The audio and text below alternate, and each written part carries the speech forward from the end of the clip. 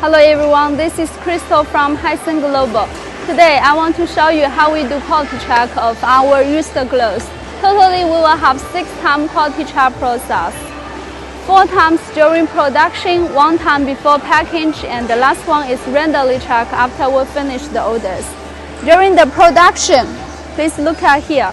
Our workers will pay attention to check the leak line of the clothes and the color of the clothes, the whole condition, the color, and our standard is the clothes no broken, no not dirty, the whole condition is good.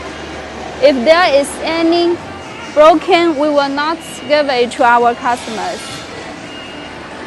And you can see our workers will classify different items and quality. This is our package machine.